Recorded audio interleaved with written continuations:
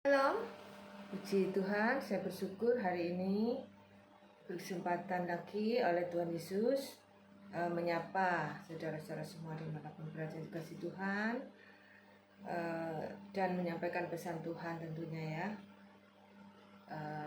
Isi hati Tuhan, karena Tuhan sangat menyayangi kita, sangat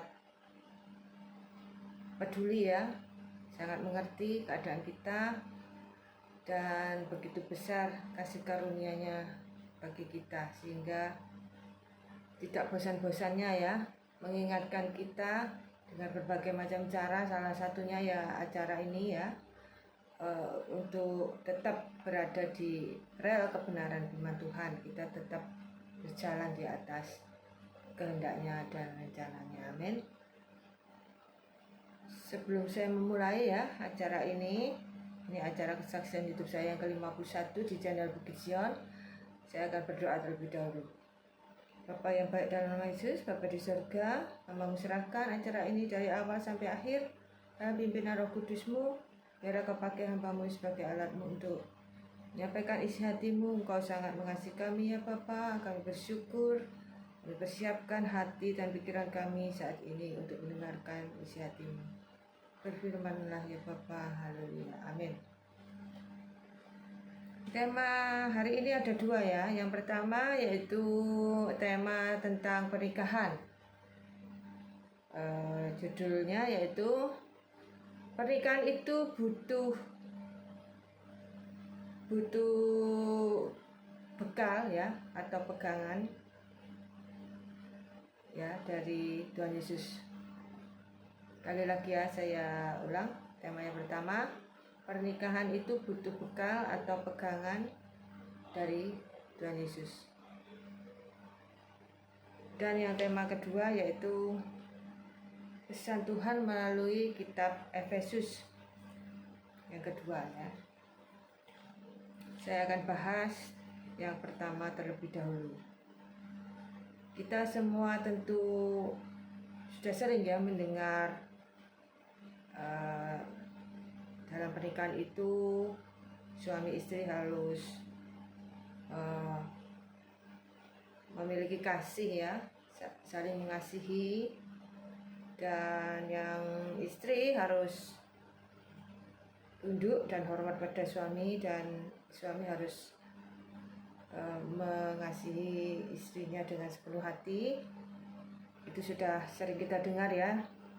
Tapi tema kali ini itu lebih dari itu ya, lebih dalam lagi maksudnya. Tidak hanya kita membahas istri harus hormat pada suami, harus tunduk pada suami, dan suami harus mengasihi segenap hati pada istrinya. Tidak hanya sebatas itu saja, tapi lebih dalam lagi ya, tentang kita harus sungguh-sungguh ya mempertahankan pernikahan kita. Ini bagi yang sudah menikah ya. Bagi yang belum menikah, ini bisa diambil sebagai bekal ya, untuk atau pegangan ya, sebelum kita masuk ke jenjang pernikahan. Ini penting sekali ya, baik yang belum menikah atau yang sudah menikah. Kita harus mendengarkan ya pesan Tuhan dengan sungguh-sungguh, agar pernikahan kita itu langgeng ya, sampai maut memisahkan kita. Itu inti dari tema kali ini. Jadi kita belajar lebih dalam ya. Tuhan itu sudah mempersiapkan ya, dan memperlengkapi kita sebelum kita masuk ke pernikahan. Jadi Tuhan sudah tahu ya bahwa dalam pernikahan itu banyak godaannya ya, banyak tantangannya, banyak rintangannya, banyak masalah antara suami istri dan anak kalau sudah punya anak ya. kompleks gitu loh ya. Permasalahan dalam rumah tangga itu tidak seindah sinetron atau film-film Hollywood ya, dimana di film-film itu ya meskipun ada konflik juga tapi tidak seperti faktanya ya. Faktanya itu lebih wow gitu ya daripada film atau sinetron. Jadi Tuhan sudah tahu ya itu memang berat ya, dan butuh pegangan atau butuh bekal ya supaya perjalanan pernikahan kita itu bisa aman ya, aman tanda petik ya, tidak sampai goncang ya, tergoncang dengan gangguan-gangguan yang ada. Jadi Tuhan Yesus sudah tahu apa yang harus kita lakukan supaya kita itu dapat melewati gangguan-gangguan tersebut ya, dapat melewati godaan-godaan yang ada ya, sehingga kita bisa menyelamatkan pernikahan kita. Kita tahu ya zaman sekarang ini godaan dalam rumah tangga itu banyak macamnya ya, mulai dari medsos ya, mulai dari WA, grup-grup di WA ya, itu kadang kan kasih info yang kurang bisa yang maksudnya kurang bermanfaat gitu ya. Jadi ya boleh ya ikut grup-grup itu boleh, tapi kalau ada info di grup ya itu jangan ditelan mentah-mentah gitu loh maksudnya ya.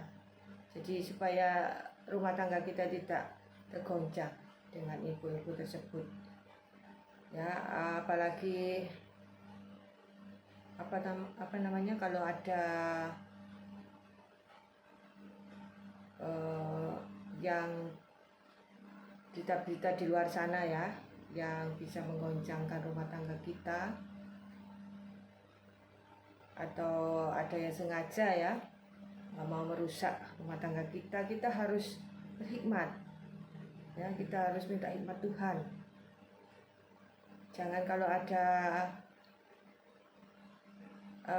misalnya ada yang bilang oh itu loh suamimu sama wanita lain, atau sebaliknya oh istrimu sama laki-laki lain ya, lo langsung emosi ya, langsung bertengkar hebat, langsung minta cerai ya. Harus diselidiki dulu apa benar ya berita ini, mana buktinya. Apalagi sekarang zamannya zamannya perkembangan IT yang luar biasa ya. Saya dengar barusan ini ya, ada yang bilang katanya kita tidak berbuat itu loh di video tersebut loh, seolah-olah kita itu berbuat loh, wajahnya wajah kita ya, wajahnya itu wajah kita, bentuk video loh ya. Ada yang sedang berpelukan atau sedang bermesraan pokoknya ya. Bayangkan kalau itu kita tidak melakukan tapi tersebar video wajah kita sedang bermesraan dengan orang lain ya yang bukan pasangan kita, apa ndak heboh itu? Apa ndak perang dunia ke berapa itu di rumah tangga kita ya dengan pasangan kita kalau sampai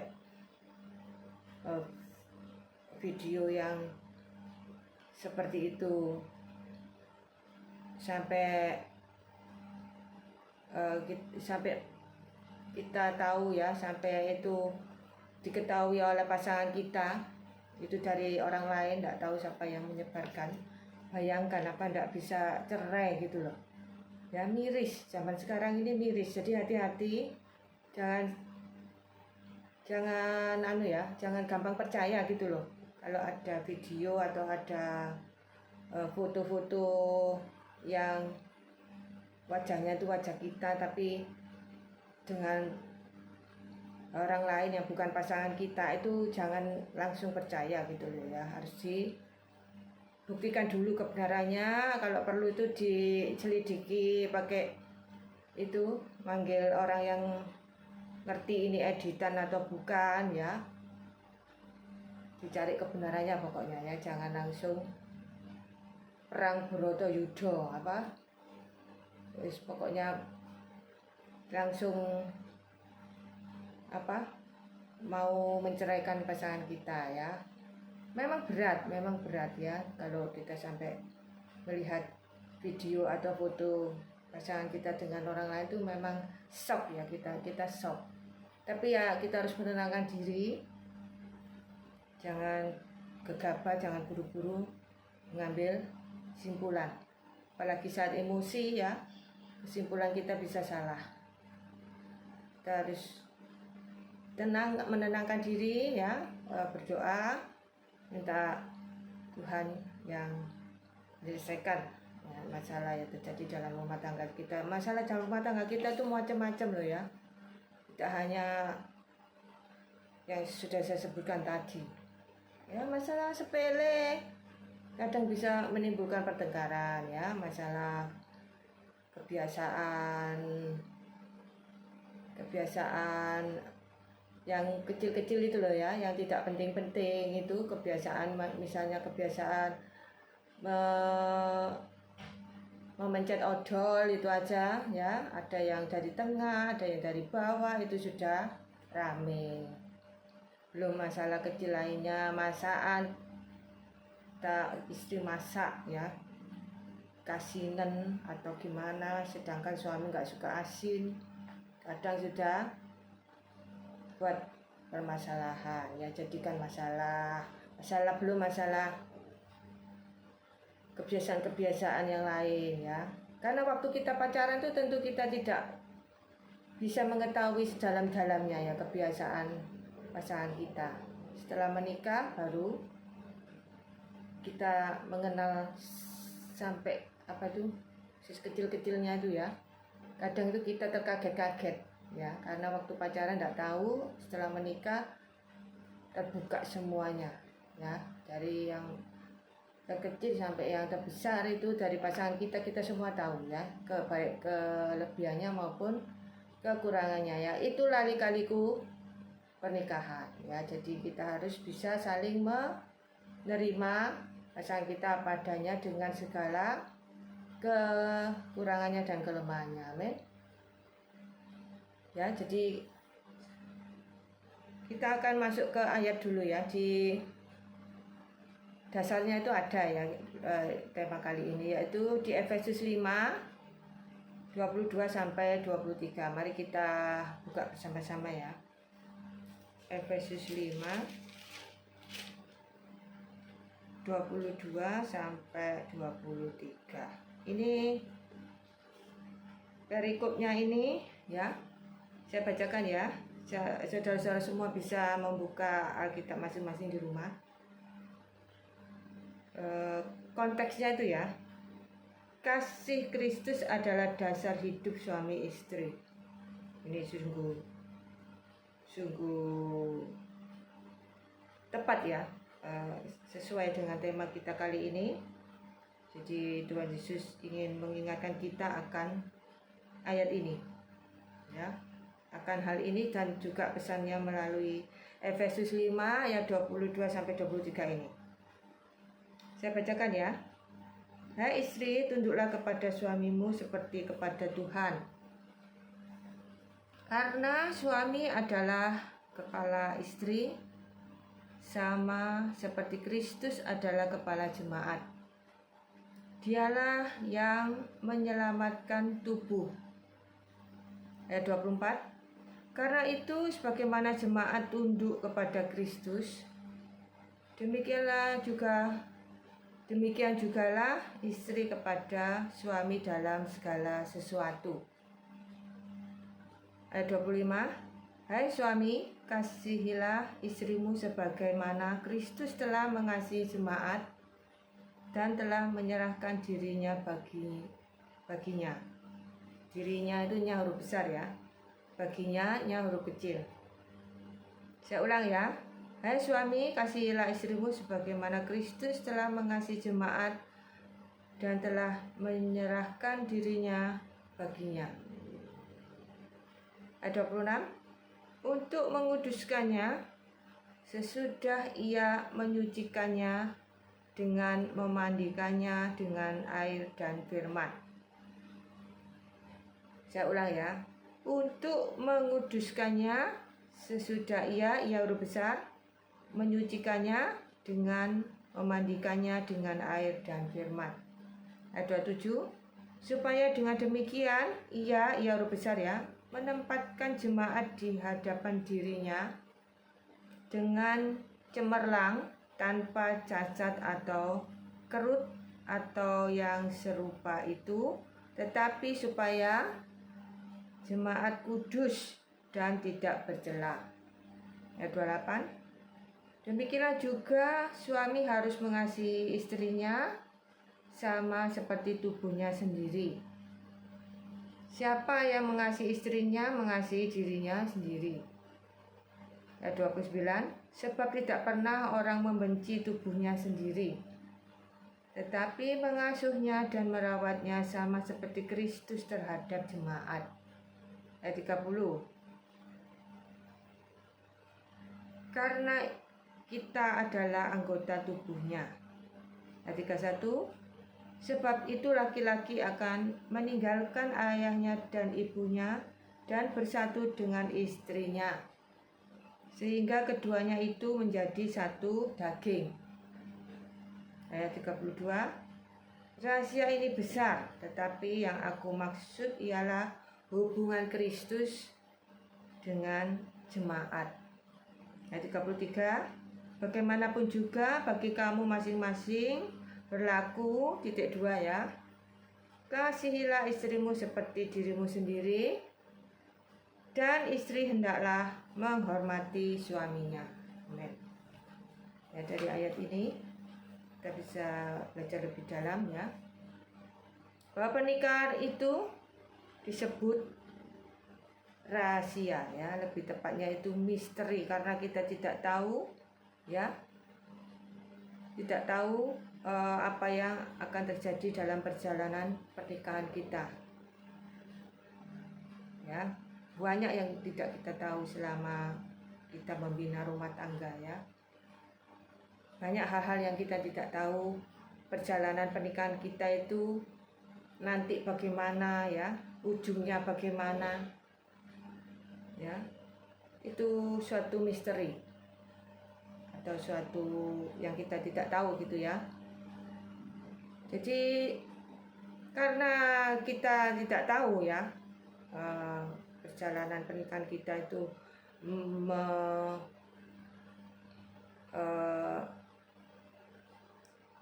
perjalanan pernikahan kita itu membahagiakan kita itu sampai seberapa ya, membahagiakan kita itu sejauh mana ya, itu kita kan tidak tahu. Oleh sebab itu kita harus meminta penyertaan Tuhan, maksudnya kita harus mengandalkan Tuhan ya dalam perjalanan pernikahan kita, karena Tuhan Yesus itu Maha tahu. Jadi kita harus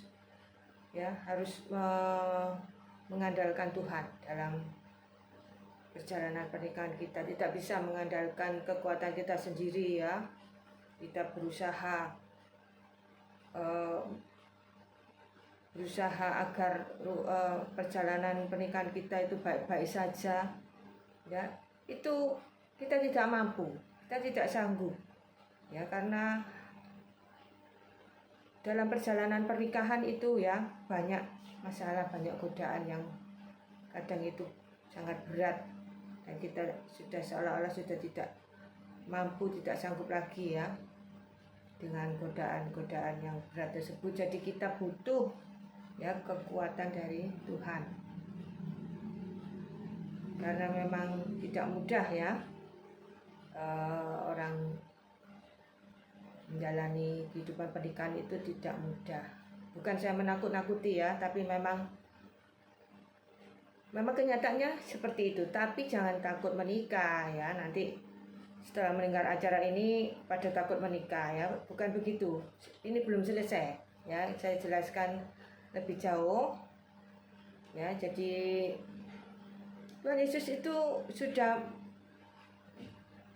sudah mempunyai rencana ya, atau rancangan yang sempurna, bahwa manusia itu diciptakan untuk berpasang-pasangan, karena berdua lebih baik daripada seorang diri.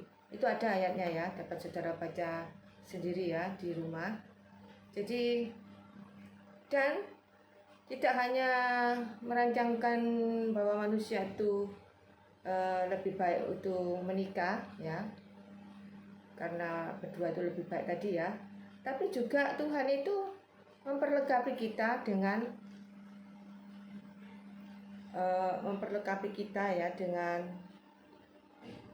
gada dan tongkatnya.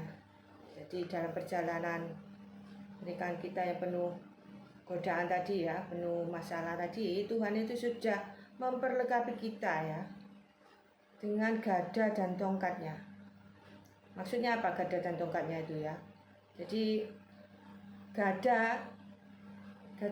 gadanya ya itu berbicara tentang kita bisa ya melawan musuh dalam kehidupan kita, musuh dalam rumah tangga kita ya. Itu Tuhan sudah menyediakan gadanya ya. Gada itu untuk menghadapi musuh dalam rumah tangga kita dan musuh dalam kehidupan kita ya. Tahu sendiri ya, musuh dalam rumah tangga kita ya tidak mudah ya. Saya sudah mengalami, soalnya saya pernah ya hampir saja kalah ya dengan musuh dalam rumah tangga saya. Tapi puji Tuhan, karena Tuhan menolong saya, Tuhan menguatkan saya, akhirnya saya menang ya menghadapi musuh rumah tangga saya. Ya, musuh rumah tangga kita itu macam-macam loh ya. Tiap orang tidak sama. Jadi hati-hati ya, harus mengandalkan Tuhan betul-betul, sungguh-sungguh mengandalkan Tuhan. Tidak bisa, saya sudah alami, tidak bisa dengan kekuatan kita sendiri. Percayalah, saya sudah mengalami ya. Dan tongkatnya itu berbicara tentang penghiburan ya. Jadi jangan khawatir ya, kita tetap harus menikah ya, meskipun kita tahu dalam pernikahan itu tidak mudah ya, penuh godaan, penuh masalah. Kita percaya Tuhan beserta kita, amin. Jangan takut, ada Tuhan, meskipun banyak godaan, banyak masalah ya, kita pasti bisa melewatinya dengan baik, asal kita tahu ya, tahu resepnya. Seperti orang masak itu loh ya, supaya bikin kue itu bisa kembang, itu ada resepnya dan ada triknya, ada cara khusus gitu ya, supaya hasil kue kita itu tidak kempes ya, tapi mengembang dengan sempurna. Itu ada trik-triknya. Demikian juga dalam menjalani kehidupan pernikahan itu ada resepnya, resep tanda petik ya. Itu resep dari Tuhan Yesus maksudnya ya. Jadi kita belajar ada 3 prinsip ya, hubungan Kristus dengan jemaat. Kita kan sudah dijelaskan di awal tadi ya, bahwa hubungan suami istri itu kan bagaikan hubungan Kristus dengan jemaat ya. Jadi hubungan yang sangat erat, sangat dekat, sangat intim, dan sangat pokoknya tidak ada jarak gitu loh ya. Jadi sangat dekat, jadi tidak ada jarak lagi. Jadi hubungan suami istri itu sangat dekat, sangat erat, tidak ada jarak. Demikian juga hubungan Kristus dengan jemaat, itu sangat erat, sangat dekat, tidak ada jarak ya. Karena Tuhan Yesus dalam kita dan kita di dalam Tuhan Yesus sama dengan suami istri sudah merupakan satu daging dan satu roh. Jadi hubungannya itu sangat dekat ya, tidak ada jarak sama sekali. Ya, kita belajar ada 3 prinsip hubungan Kristus dengan jemaat yang bisa kita terapkan ya dalam kehidupan pernikahan kita.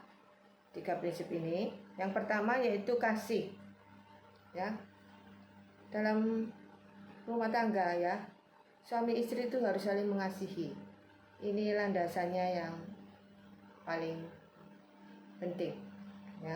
Kalau suatu rumah tangga tanpa ada kasih Kristus, sudah pasti rumah tangga itu tidak awet ya, tidak bisa bertahan lama. Ada expirednya gitu ya, kalau barang itu ada expirednya. Tapi kalau rumah tangga kita ya dibangun di atas kasih Kristus, itu bisa awet ya, langgeng, harmonis ya, sampai kakek nenek, bahkan sampai maut memisahkan. Amin. Jadi kasih itu ada tingkatannya ya. Yang paling tinggi itu kasih agape. Ya, yang paling rendah itu kasih eros. Jadi saat kita jatuh cinta itu kan kita pakai kasih eros ya. Saat kita masuk ke pernikahan, suami istri ini harus kerjasama ya untuk meningkatkan kualitas kasih eros tersebut, untuk meningkat menjadi kasih agape ya. Karena memang landasannya itu kasih agape ya, bukan kasih eros. Kalau kasih eros itu tidak bisa langgeng, ada expirednya tadi loh ya. Kalau mau langgeng itu kita suami istri ini harus berjuang bersama-sama. Tidak mudah loh ya meningkatkan kualitas kasih dari kasih eros ke kasih agape, ini tidak mudah ya, butuh perjuangan, butuh usaha, butuh kekuatan dari Tuhan Yesus juga ya, untuk sampai ke level kasih agape ini. Tapi kita pasti bisa ya, asalkan kita niat ya, kita bertekad. Suami istri ini sama-sama niat, sama-sama bertekad untuk meningkatkan kualitas kasihnya itu menjadi kasih agape.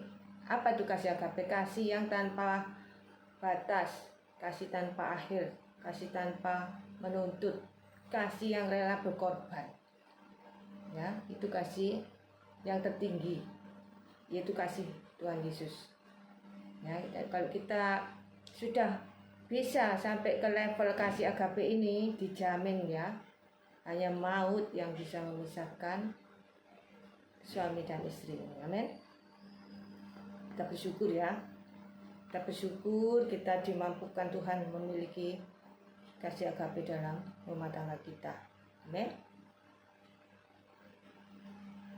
Jadi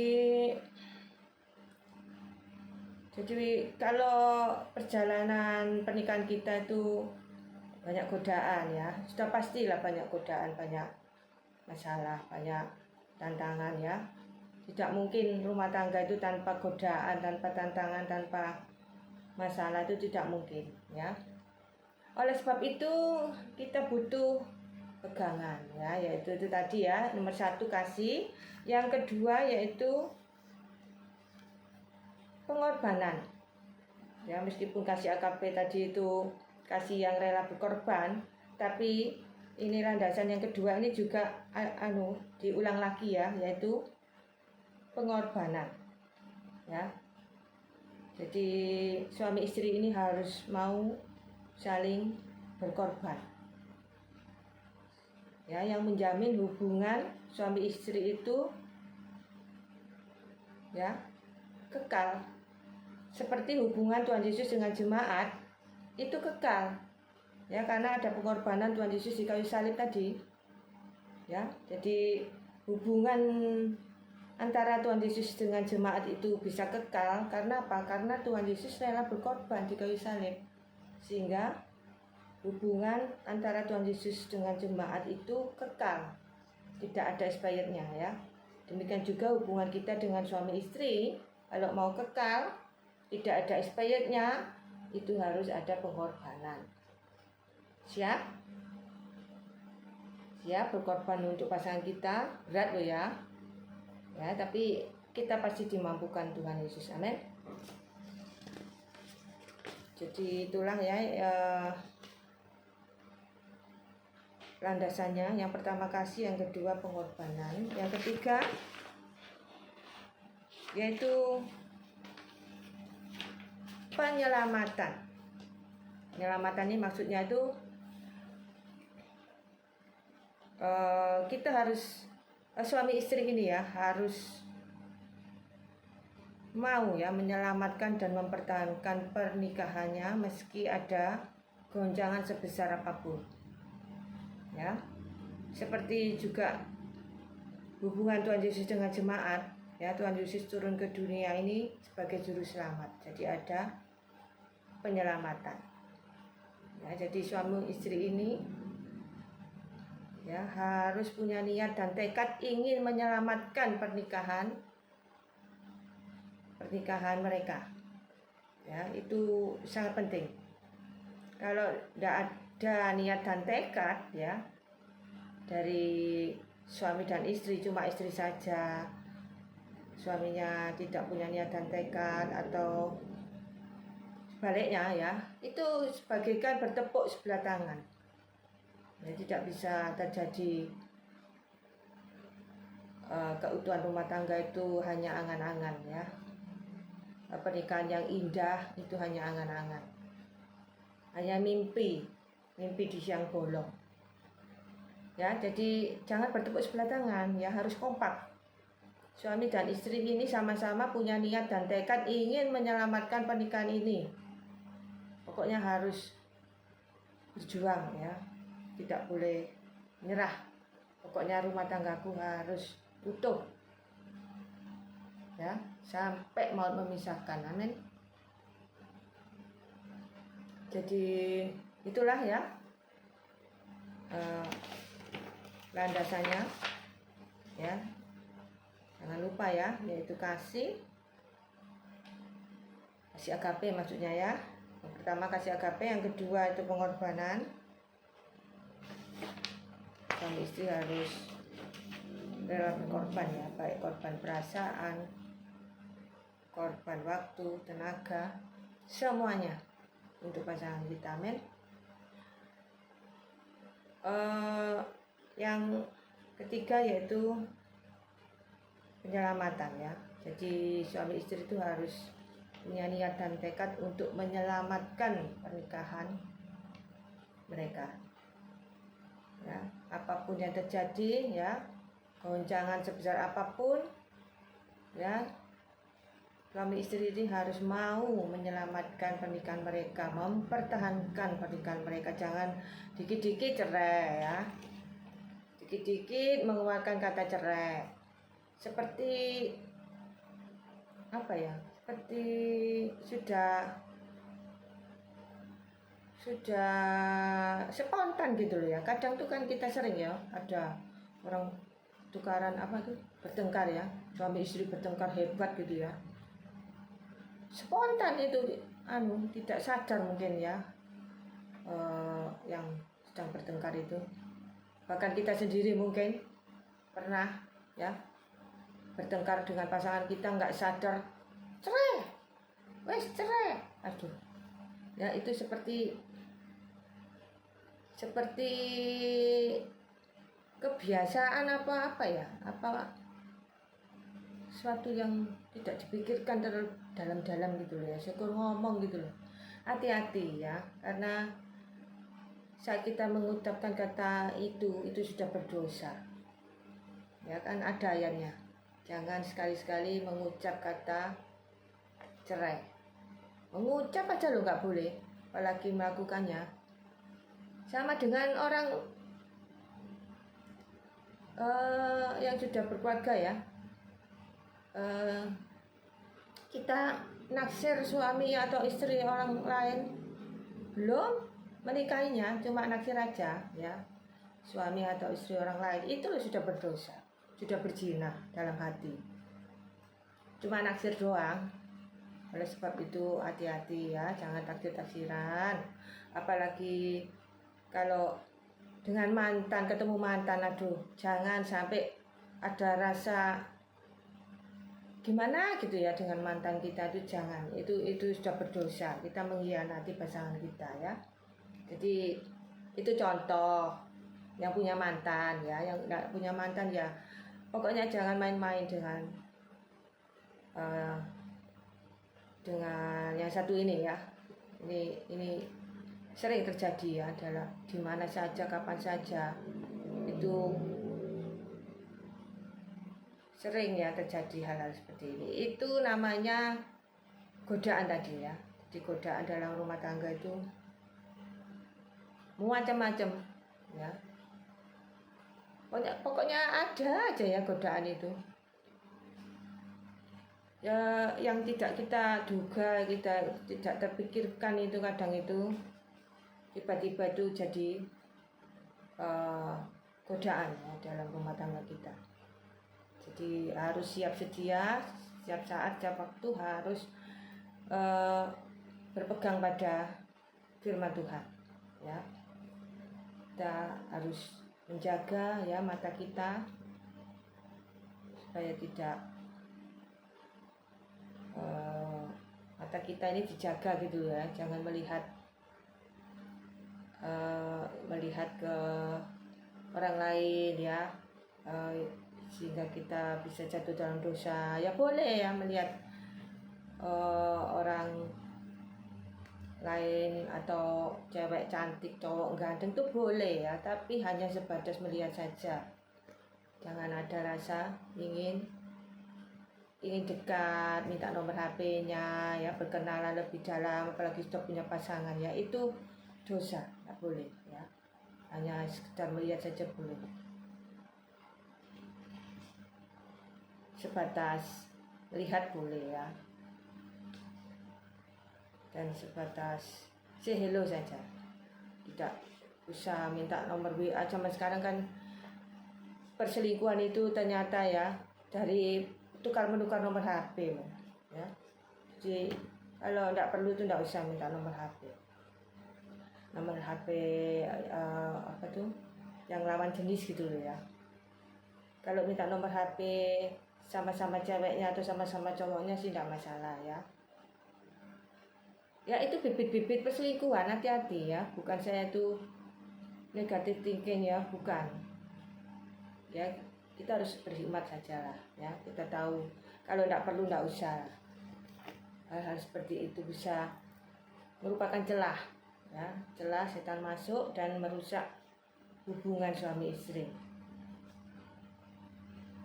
ya. Jadi kita belajar ya di sini lebih dalam lagi. Kita kembali ke membaca Alkitab lagi ya. Jadi kita masuk ke Kejadian 2 ayat 7.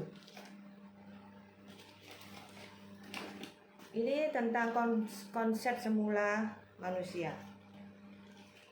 Ini berhubungan dengan tema kita ya, dimana dalam penciptaan manusia ya, yang dari debu dan tanah itu manusia itu sudah diberi potensi ya, atau kekayaan sejak penciptaan manusia, di mana manusia kan diciptakan dari debu tanah. Sedangkan tanah itu mengandung partikel-partikel seperti energi, mineral, air dan lain-lain. Ya, sehingga artinya ya dalam diri manusia itu ada semua unsur itu. Ternyata ya kita sering lupa bahwa kita itu punya potensi.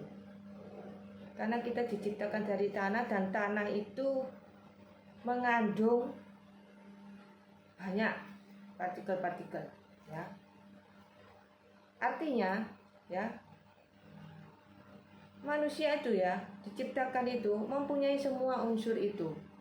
Jadi kita itu punya banyak potensi gitu loh ya, banyak kelebihan gitu loh ya. banyak kayak seperti skill gitu loh ya. Skillnya itu banyak. Kita harus mengembangkan potensi kita, skill kita ya, dengan banyak belajar, menggali apa skill kita, menggali apa bakat minat kita yang terpendam, potensi kita yang terpendam yang belum dikembangkan. Itu kita harus introspeksi diri ya. Kita ini punya potensi yang besar sebenarnya ya, cuma belum dikembangkan saja. Apalagi potensi untuk menjaga keutuhan rumah tangga kita itu pasti bisa. Tuhan sudah memberi skill atau kemampuan atau potensi ya yang bermacam-macam. Tiap orang itu berbeda-beda ya potensinya. Ya, yang pasti ya kita diberi potensi untuk menjaga keutuhan rumah tangga kita, itu loh maksudnya ya. Jadi dari ayat ini, dari Kejadian 2 ayat 7, ini konsep semula manusia, bahwa manusia itu sejak dibentuk oleh Tuhan Yesus pertama kali itu diberi potensi ya, potensi salah satunya ya potensi untuk menjaga keutuhan rumah tangga kita ya. Jadi luar biasa ya, Tuhan itu sudah dari semula itu sudah memperlengkapi kita loh ya, dengan gada dan tongkatnya tadi ya, dengan potensi yang banyak ya, sehingga kita itu dapat melewati perjalanan pernikahan kita itu dengan aman ya, dengan selamat.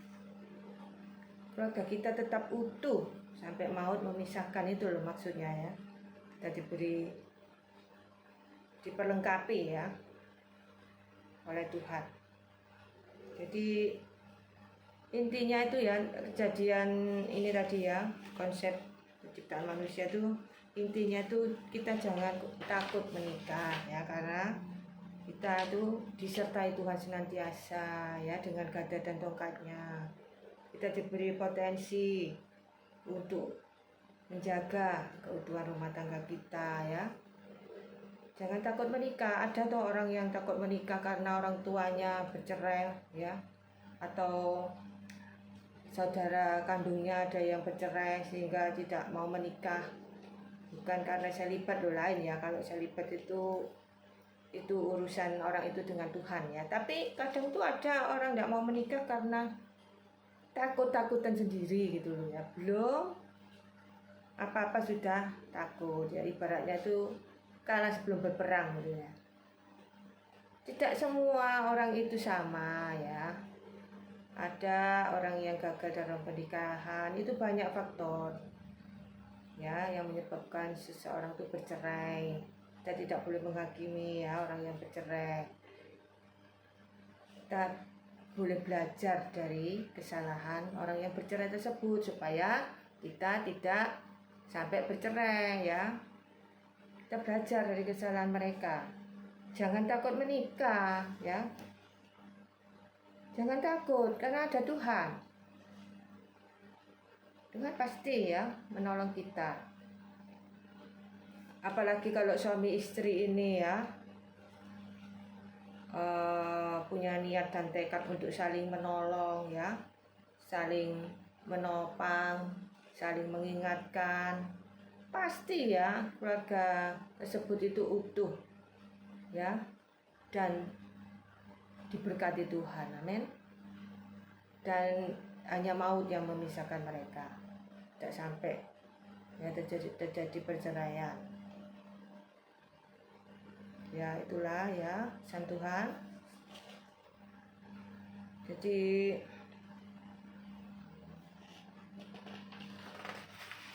kita tidak boleh takut ya untuk menikah, karena ada penyertaan Tuhan. Tuhan tidak pernah meninggalkan kita sedetik pun ya, meskipun kita sedang alami permasalahan dengan pasangan kita yang teramat berat ya. seolah-olah sudah tidak sanggup, tidak mampu hidup bersama lagi, seolah-olah sudah tidak ada jalan keluar, hanya perceraian jalan keluarnya ya. Itu tidak sesuai dengan firman Tuhan ya. Pasti ada jalan keluar, karena Tuhan dari awal itu sudah memperlengkapi kita ya. Sebelum kita masuk ke pernikahan itu Tuhan sudah memperlengkapi kita sehingga tidak mungkin terjadi perceraian. Karena ada gada dan tongkatnya tadi ya, dan kita punya potensi, diberi potensi oleh Tuhan yang luar biasa untuk menyelamatkan dan mempertahankan rumah tangga kita. Ya. Jadi itulah pesan Tuhan hari ini.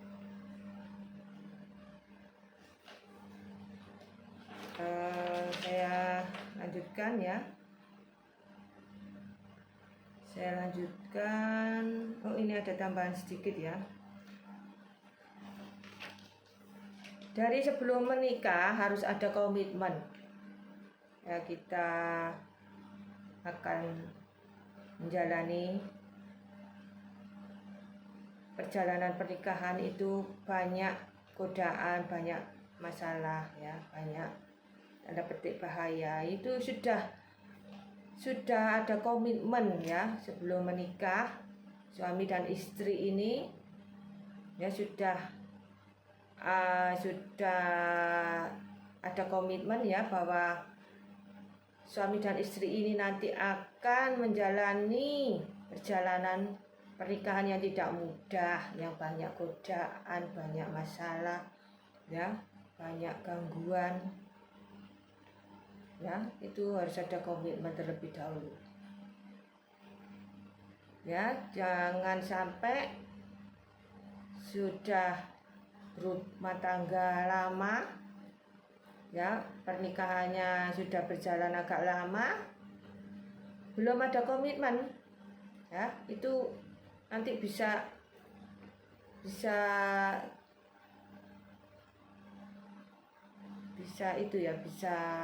mengganggu ya hubungan suami istri ini. Jadi komitmen itu harus ada sebelum menikah. Ya.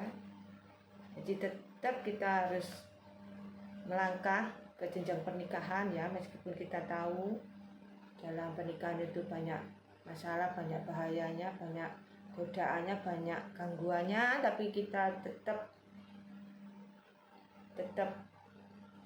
melangkah ya masuk ke pernikahan, dan kita harus membuat komitmen terlebih dahulu ya sebelum kita masuk ke pernikahan. Jangan takut ya, karena Tuhan sudah persiapkan semuanya. Jangan takut ya, katakan aku tidak takut bahaya.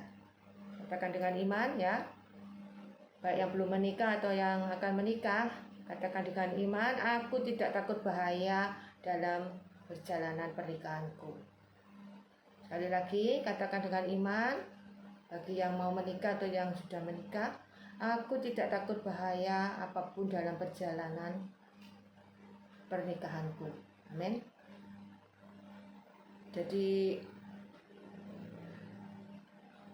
tetap menikah ya, meskipun kita tahu ya, bagi yang akan menikah ya, bagi yang belum menikah ya, tetaplah menikah, jangan jomblo terus gitu ya. Yang jomblo boleh kalau belum waktunya, waktu yang tepat itu tidak apa-apa jomblo ya, daripada buru-buru tapi berantakan ya. Jadi tapi jangan jomblo terus ya. Jadi tetaplah menikah meskipun kita tahu ada bahaya dalam pernikahan, dalam perjalanan pernikahan, bahaya tanda petik ya, dan ada banyak godaan, banyak gangguan ya. Tetaplah menikah ya meskipun banyak bahayanya tadi ya, sebab Tuhan Yesus beserta kita ya. Tuhan Yesus ada dalam kita ada dalam Tuhan Yesus. Amin. Ada Tuhan Yesus, buat apa takut ya.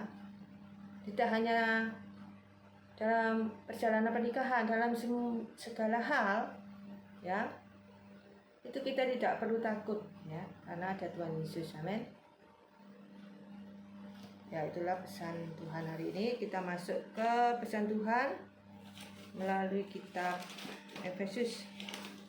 Mari kita buka, ya, pesan Tuhan melalui kitab Efesus. Saya bacakan, ya, dari kitab Rainbow. Waktu penulisan antara tahun 60 dan 61 Masehi. Judul kitab dinamakan sesuai kepada siapa surat ini ditujukan. 2. Jemaat di Efesus. Akan tetapi surat kepada Efesus ini juga diteruskan kepada kota-kota Romawi yang lain. Latar belakang: orang-orang beriman Yahudi pada masa gereja awal sering memisahkan diri mereka sendiri dan melarang masuk saudara-saudara non-Yahudi. Saya ulang, ya. Latar belakang. 2. Orang-orang beriman Yahudi pada masa gereja awal sering memisahkan diri mereka sendiri dan melarang masuk saudara-saudara non-Yahudi. Paulus menggunakan kesempatan ini untuk menekankan kesatuan orang-orang percaya. Bersama-sama dengan surat-surat Kolose, Filipi, dan Filemon, Efesus dianggap sebagai salah satu dari 4, Anda petik, ya, surat-surat penjara, karena ditulis selama masa Paulus dipenjarakan di Roma selama 2 tahun. Sebab itu ia mengirim surat ke Asia melalui temannya Tikhikus. Paulus telah mengunjungi Efesus sebelumnya, dan pada perjalanan penginjilan yang ketiga ia menetap di sana selama 3 tahun untuk bercerita tentang Kristus. Pada masa inilah Paulus mulai memperhatikan hal-hal khusus bagi jemaat, seperti yang diungkapkan dalam suratnya. Tempat penulisan 2, ya, dari sebuah penjara Romawi.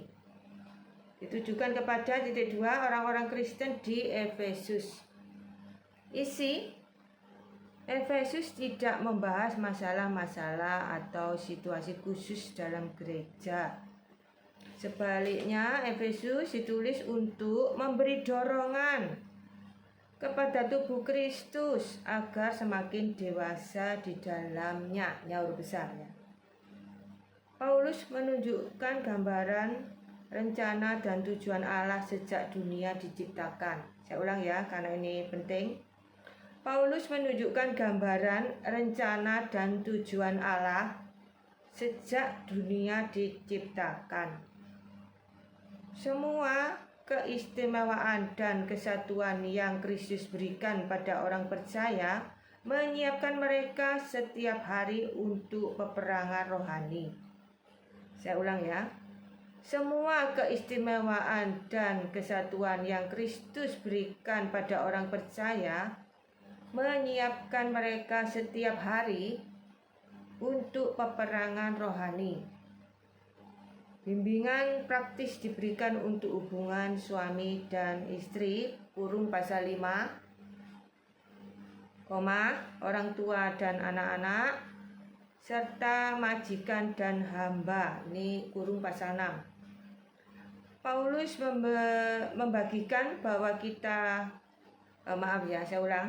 Paulus membagikan bahwa bila seorang Kristen ingin berhasil, ia harus mula-mula menyadari kekayaan kedudukannya di dalam Kristus dan kuasa didapatkan bila ia, tanda petik, memakai senjata Allah selengkapnya. Tanda petik lagi, ya. Ini pasal 6 ayat 11. Saya ulang ya. Paulus membagikan bahwa bila seorang Kristen ingin berhasil, ia harus mula-mula menyadari kekayaan kedudukannya di dalam Kristus, dan kuasa didapatkan bila ia, tanda petik, memakai senjata Allah selengkapnya. Tanda petik lagi, amin. Kata kunci, tanda petik kekayaan, lalu tanda petik lagi 1. Semua orang percaya di dalam Kristus adalah pewaris dari, tanda petik, kekayaan Kristus beserta kemurahan dan kemuliaannya. Saya ulang ya. Kata kunci, tanda petik kekayaan, lalu tanda petik lagi 1. Semua orang percaya di dalam Kristus adalah pewaris dari, tanda petik, kekayaan Kristus beserta kemurahan dan kemuliaannya, nyaur besarnya. Efesus berusaha untuk mempersatukan tubuh dengan menekankan bahwa ada, tanda petik, satu Tuhan, koma, tanda petik lagi, 1 iman, dan tanda petik lagi 1 baptisan. Ini kurung ya, pasal 4 ayat 5. Saya ulang ya. Efesus berusaha untuk mempersatukan tubuh dengan menekankan bahwa ada, tanda petik, 1 Tuhan, 1 iman, dan 1 baptisan. Tema kitab Efesus ya. Roh Kudus memeteraikan orang-orang percaya sebagai milik Allah. Tubuh Kristus adalah gereja, dengannya rencana Allah digenapi. Ini poin pentingnya ya, saya ulang ya. Tema, Roh Kudus memeteraikan orang-orang percaya sebagai milik Allah. Tubuh Kristus adalah gereja, dengannya rencana Allah digenapi. Allah telah memberikan kepada orang percaya semua pengadaan yang perlu untuk menang atas serangan dari setan. Saya ulang ya. Allah telah memberikan kepada orang percaya semua pengadaan yang perlu untuk menang atas serangan dari setan. Dengan kekuatan kita sendiri, kita tidak berdaya melawan serangan gencar setan. Kekuatan kita didapat dari senjata Allah. Bila orang-orang Kristen memahami panggilan mereka di dalam Kristus, semua sikap yang baik di dalamnya akan mengikuti. Saya ulang ya. Bila orang-orang Kristen memahami panggilan mereka di dalam Kristus, semua sikap yang baik di dalamnya akan mengikuti. Amin. Ya, itulah pesan Tuhan pada kesempatan yang indah ini ya. Saya akhiri sampai di sini. Sampai ketemu di acara saya selanjutnya. Salam. Tuhan Yesus memberkati kita semua.